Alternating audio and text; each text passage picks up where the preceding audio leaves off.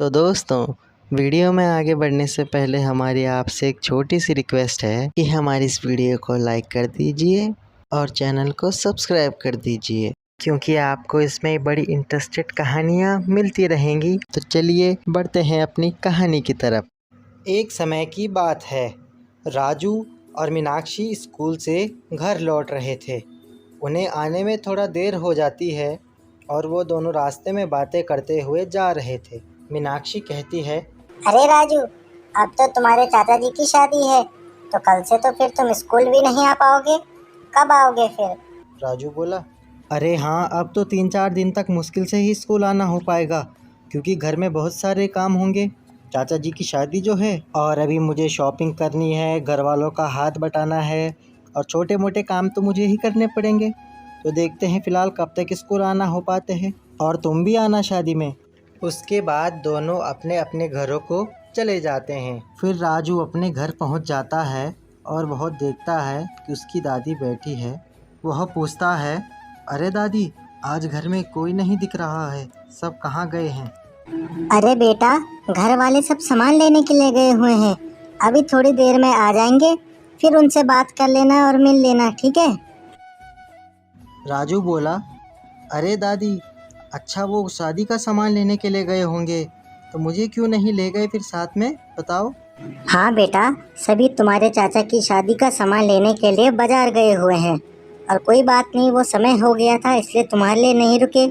कोई बात नहीं, तुम दोबारा जाके सामान ले आना अगर किसी सामान की ज़रूरत पड़ेगी, ठीक है ना बेटा? राजू उदास तो हो जाता है पर दादी की बात मान लेता है। अगले दिन राजू के चाचा की शादी बड़े ही धूमधाम से होती है। सभी घर वाले बहुत खुश होते हैं और शादी होने के बाद सभी अपने घर आ जाते हैं। राजू घर आकर अपने चाचा को बोलता है, चाचा चाचा, मुझे चाची से मिलना है, क्या मैं अंदर जाके उनसे मिल सकता हूँ? कोई शैतानी नहीं करूँगा, प्लीज़। फिर चाचा बोलते हैं, अरे राजू बेटा, मैंने तुम्हें ना कब बोला।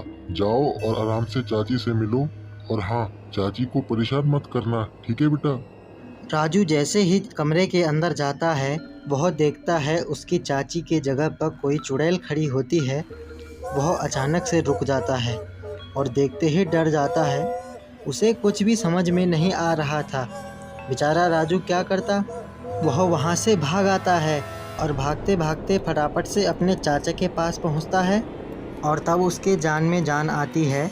फिर वह अपने चाचा को बताता है, अरे चाचा चाचा, अंदर चलो, वहाँ कोई चुड़ैल खड़ी है चाची की जगह पर, वहाँ चाची नहीं है, क्या हो रहा है ये?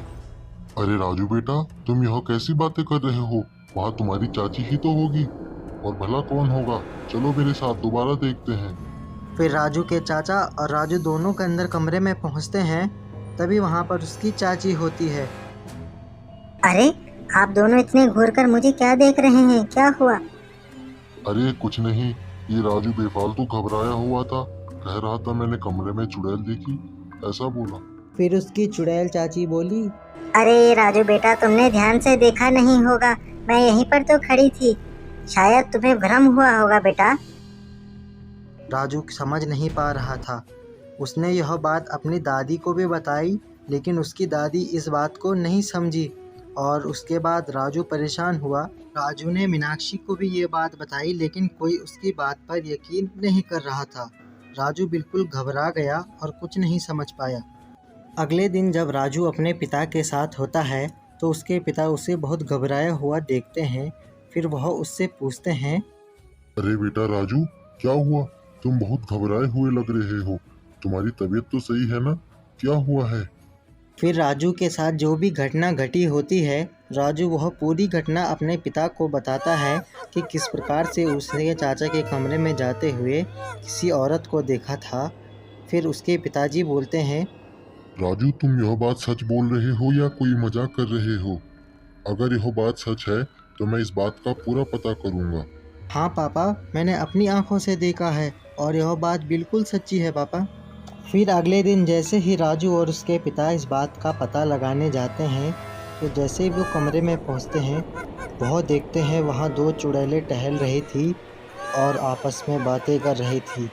यह सब देखकर उसके पिता डर जाते हैं और कहते हैं, अरे, ये क्या हो रहा है हमारे घर में ऐसा? और समझ नहीं पाते हैं।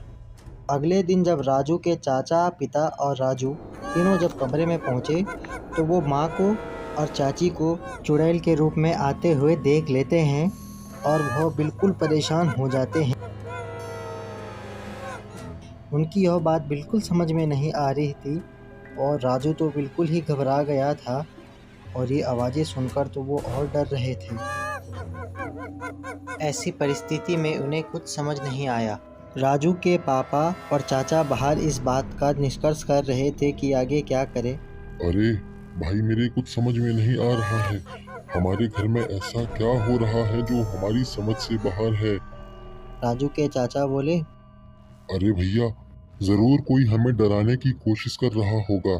ऐसा करते हैं, कल वहाँ चलते हैं और उन्हें घर से बाहर भगाने की कोशिश करेंगे। जो भी होगा देखा जाएगा। अगले दिन दोनों भाई वहां पहुंच जाते हैं। दोनों भाइयों को उन्हें देखकर डर भी लग रहा था, लेकिन बड़ी हिम्मत करके पूछा, तुम दोनों कौन हो और हमारे घर में क्या कर रहे हो? चले जाओ यहाँ से, वरना मैं तुम दोनों को मार डालूंगा। तुम्हारी अगर मेरी बात समझ में आई तो निकलो। उनकी बात का किसी ने भी जवाब नहीं दिया, लेकिन अचानक से एक चुड़ैल बोल उठी, अरे तुम दोनों यहाँ से जाते हो कि नहीं? अब हमने इन दोनों सास बहू के शरीर पर कब्जा कर लिया है और जल्द ही इन्हें मार डालेंगे। तुम भी यहाँ से निकल जाओ, वरना मैं तुम्हें भी मार डालूंगी। पर दोनों भाई वहां से नहीं जाते हैं। तभी पीछे वाली चुड़ैल को गुस्सा आता है और वह बोलती है, तुम दोनों जब यहाँ से नहीं जा रहे हो तो अपनी गलती का अंजाम भुगतने के लिए तैयार रहो। फिर अचानक से चुड़ैल उन पर इशारा करती है और वह दोनों जमीन पर गिर जाते हैं और दोनों की मौत हो जाती है। यह थी हमारी आज की कहानी। तो बच्चों, कैसी लगी आपको हमारी आज की कहानी? अगर अच्छी लगी हो तो हमारे चैनल को सब्सक्राइब कर दीजिएगा, ताकि आगे से भी आपको ऐसी हमारी वीडियोस मिलती रहे।